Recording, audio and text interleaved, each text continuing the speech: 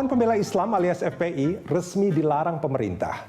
Surat keputusan bersama 6 pejabat negara, Mendagri, Menkumham, Menkominfo, Jaksa Agung, Kapolri, dan Kepala BNPT memupuskan harapan FPI untuk mendapatkan surat keterangan terdaftar sebagai ormas yang tak kunjung keluar sejak 2019. Menyatakan Front Pembela Islam adalah organisasi yang tidak terdaftar sebagai organisasi kemasyarakatan sebagaimana diatur dalam peraturan perundang-undangan, sehingga secara de jure telah bubar sebagai organisasi kemasyarakatan. Dalam SKB 6 pejabat negara itu tertulis dengan jelas bahwa segala kegiatan penggunaan simbol atau atribut FPI dilarang. Bahkan konferensi pers FPI setelah dinyatakan sebagai ormas terlarang juga dilarang.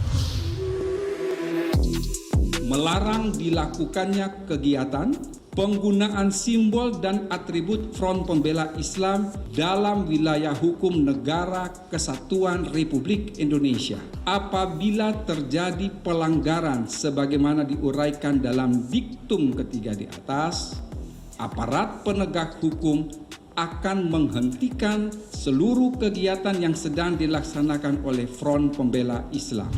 Kiprah FPI sebagai organisasi kemasyarakatan yang berbasis keagamaan memang banyak menuai kontroversi. Ada beberapa aksi sosial kemanusiaan yang dilakukan FPI, seperti membantu korban bencana. Tapi tak sedikit aksi main hakim sendiri, aksi sweeping yang berakhir dengan kekerasan.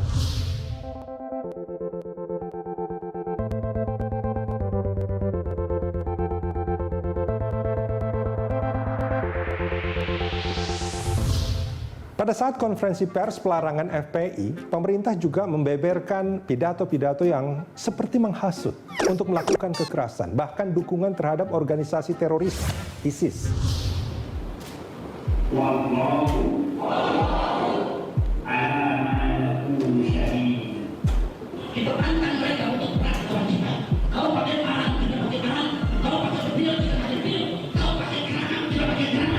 Memang banyak catatan aksi kekerasan dan pidato-pidato kekerasan FPI yang membuat jemu, jengkel masyarakat.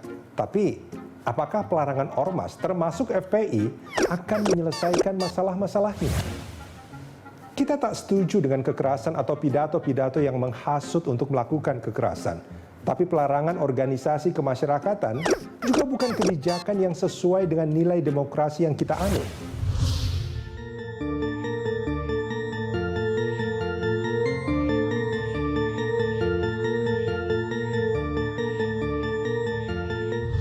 Sejak 2019, sejak surat keterangan terdaftar sebagai ormas tak dikeluarkan pemerintah, ADART FPI dipermasalahkan. Katanya, perlu diperjelas agar tak salah tafsir.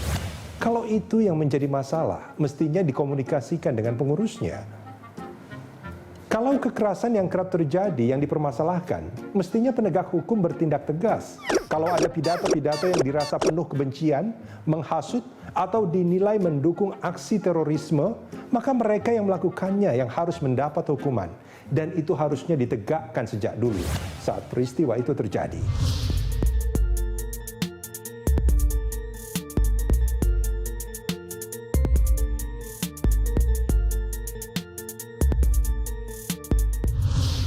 Organisasi adalah kumpulan orang.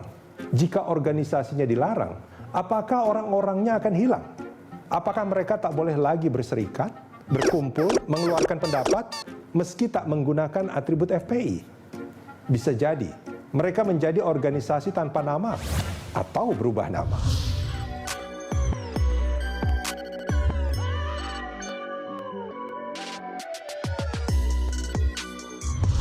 Sekali lagi, dengan dilarangnya FPI, apakah masalah-masalah yang pernah ditimbulkan akan selesai? Kita tak setuju dengan aksi-aksi kekerasan FPI yang sering disebut premanisme berjubah.